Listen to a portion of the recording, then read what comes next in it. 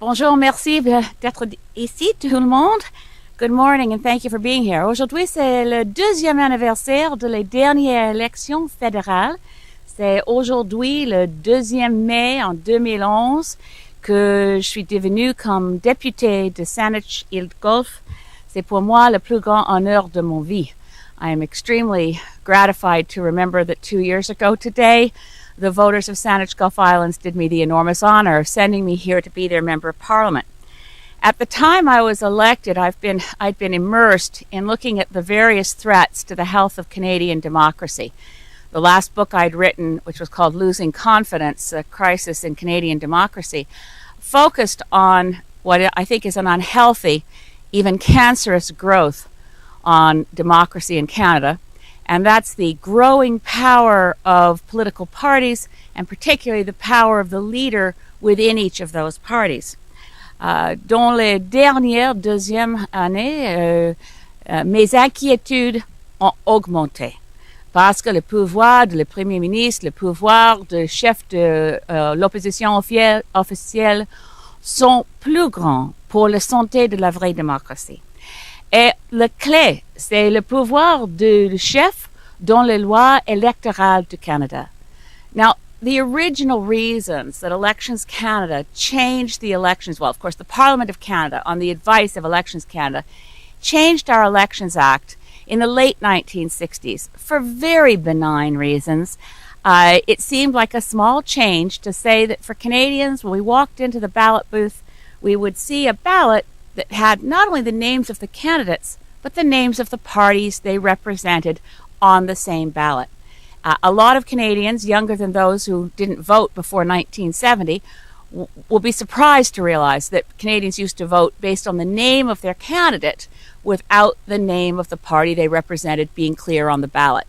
And this change was made to increase the knowledge of Canadians when they went into the voting booth, a concern that as our population grew, not every voter was aware of the policies of each of the candidates if they hadn't done their homework right before they got in the voting booth. Well, the effect of this change to put the name of the party on the ballot was then met with, well, how do we know that John Smith from Port Hope really represents the Conservative Party? The Progressive Conservatives in those days, we better find out from their leader if this is really an authentic, legitimate candidate for that party.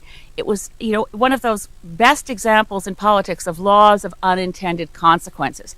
Because what they did by allowing the leader, in fact mandating under the Elections Act, that the leader must sign the nomination papers for every single candidate across the country, was to give for the first time in Canadian democracy the power of the leader to deny the right of a candidate to stand for election, even when they'd been duly nominated at a local level by their own riding association, or what is now called electoral district association.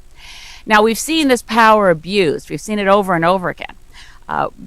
Combined with the power of well-organized political parties, which in Canada gives the Prime Minister or leader of any party more power relative to the construction of our government than, say, the UK Prime Minister or the Australian Prime Minister, both of whom can be deposed by their own caucuses. Now, that's an unrelated change that needs to be made to the constitutions of political parties, because right now, under political party constitutions, only the membership can remove the role of leader from the leader of the Conservatives, the Liberals, or the New Democrats, or for that matter, for the Greens. But it is an unhealthy thing when the leader of the party can't be removed by his caucus, and the leader of the party has the power to deny the right to run again to a sitting MP if they anger the leader of their party, or to deny the right to run for a candidate who's been duly nominated. So that's why I brought forward Private Members Bill C-503. It attempts to redress this threat to democracy through the very simple move that the nomination papers, to attain the original purpose, to ascertain that this candidate is legitimately representing the party they claim to represent, restore that power to the grassroots. I think this is something Preston Manning would support. This is grassroots democracy at its best, that the Electoral District Association has the right, its executive, to sign off and say, this is our candidate.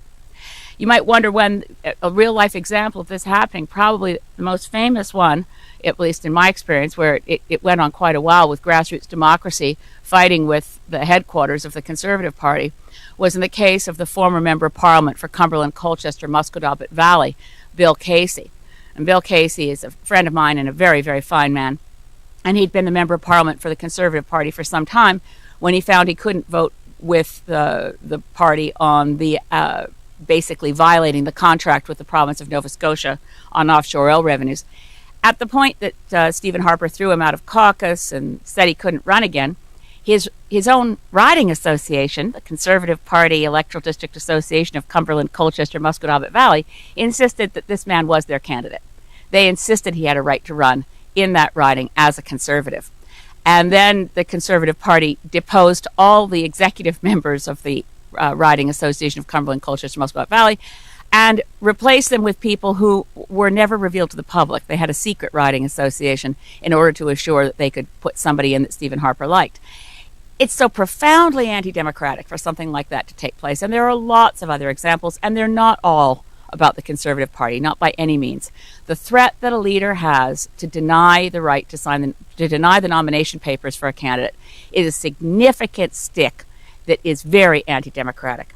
I should add one thing before opening to questions. Under the Constitution of the Green Party of Canada, my party has already limited my powers in this regard. Elections Act, of course, requires that I sign all the nomination papers. But if I were to decide that I didn't want to sign someone's nomination papers, I would require the support of a supermajority of our federal council, which is the governing body of the party, which is duly elected from volunteers with the Green Party across the country. But it's not good enough to just fix our Constitution. We need to fix the Elections Act and remove this power, this ability to threaten that the leader of Canadian political parties has, that's completely unnecessary. Je veux dire seulement un petit résumé que c'est nécessaire d'avoir la vraie démocratie au Canada. Il y a beaucoup de choses à faire. C'est obligatoire de trouver les preuves qui étaient passées dans les dernières élections fédérales au sujet de les fraudes électorales avec les robocalls. Et il y a beaucoup de choses à faire. Mais c'est une petite étape, mais une étape pour le mieux, d'avoir les droits pour souligner le droit de candidats pour représenter, présenter pour une partie, pour rester cet pouvoir avec le groupe local et pas dans les mains des chefs. And I'm happy to open the floor to any questions. Madame May, en français, si vous êtes capable, qu'est-ce que votre projet de loi changerait à la possibilité de nommer un candidat vedette dans une circonscription? C'est une question clé. Mais si je comprends bien, votre question, c'est quand le chef a trouvé quelqu'un vedette, il veut beaucoup pour le bien-être du parti que c'est mon candidat, seulement ce candidat. Si le chef n'est pas capable de convaincre son exécutif, ses membres de son parti, sa partie, que cette candidate vedette, c'est le meilleur choix.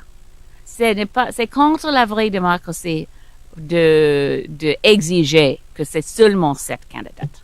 Et je pense que avec le changement de loi ici, c'est possible d'avoir plus de pouvoir sur le terrain avec les membres locaux.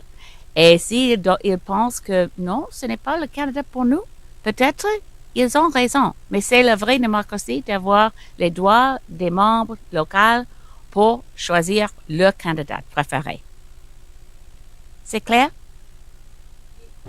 Et pour des choses comme, par exemple, une représentation plus équitable de femmes, est-ce que le parti n'a pas le droit, des fois, le chef d'un parti, de pouvoir s'assurer qu'il y a une meilleure représentativité de ce côté-là? Oui, c'est une autre question importante, mais en même temps, c'est important d'avoir les candidats. Je suis absolument d'accord qu'on doit avoir, c'est la situation de perfection, c'est d'avoir 50% des femmes, 50% des hommes. Mais toujours, il y a la question avec les pressions locales vers les pressions top-down. Pour moi-même, pour le Parti vert, le principe le plus important, c'est d'avoir la vraie démocratie et pour éliminer le pouvoir de menacer les députés par le chef de parti. Et c'est dans le même vague démocratie, pour la démocratie que M. Ouattara a fait son campagne et la décision de le président. Je suis vraiment heureuse avec la décision du président au sujet de la campagne de M. Ouattara. Mais pour les droits des femmes, pour les représentations équitables, je pense que c'est la même réponse que avant. C'est la question de convaincre les membres. C'est nécessaire que votre groupe électoral trouve les candidats forts et femmes et dans une course équitable et avec la vraie démocratie dans le terrain, choisir le meilleur candidat. Et je pense que les femmes ont une opportunité, une chance équitable quand il y a les femmes et les hommes pour les mêmes courses pour représenter cette circonscription. Je pense que les femmes ont la même opportunité s'il y a une course avec les idées dans leur mandat pour choisir, pour trouver les candidats femmes qui sont forts et laisser la décision des membres choisir leur candidat. Est-ce qu'il y a les autres questions? Any other questions? I'd just like to say that I hope my private members bill will be, I have a number of private members bills being put forward. The ideal situation with this one would be to receive a lot of support from other parties.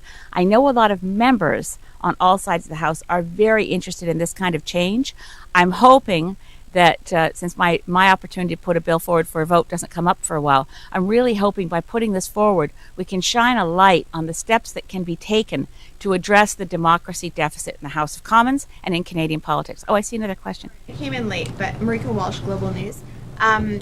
You're just talking about support from other members. Yes. Have you heard whether people in other caucuses will support you? Yes. There are quite a few members who are very interested in these kinds of changes, and I actually think there's a possibility that other members might put forward private members' bills that are very similar to mine that might even come up for a vote before mine. So we shall see, but I'm hoping to create, by putting this forward now, start the dialogue, start answering questions such as the very, very good questions I was just answering. What happens if the leader has a star candidate? What happens if the leader wants to make sure there's 50% women running or 30% women running? These are very good questions. But the fundamental point is, as long as the leader of a party has the right to deny a candidate the right to sit in the caucus, to deny them the right to run again under that banner, even when they're supported locally, then democracy in this country is in real trouble. Oh, I wouldn't say that publicly, but thank you. I would say that at this point, I can say publicly one thing very clearly is that my seconder on this motion regrets very much that he wasn't able to attend today. The member for Thunder Bay Superior North, Bruce Heyer, would be very happy to talk to any journalists. He was unavoidably detained this morning and unable to join me at the press conference, but he was there when it counted, which was to second this private member's bill when it came before the House yesterday for first reading. And his experiences in well-organized, large political parties versus what he experiences as his right to speak as an independent member of Parliament represent very good reason why he thinks that we need to get rid of the excessive power of a leader over their caucus in the Parliament of Canada. Other than that, everybody who's spoken to me didn't give me permission to use their name publicly. That's all. They didn't say, please don't tell anyone. I just didn't go back and ask for their permission to mention their names. C'est ça, c'est toutes les questions. I thank you very much, and I hope that Bill C-503 will get a lot of support. We'll have a petition in support of it on my website so that Canadians who want to see democracy return to the grassroots can get busy and support this private member's bill. Merci beaucoup.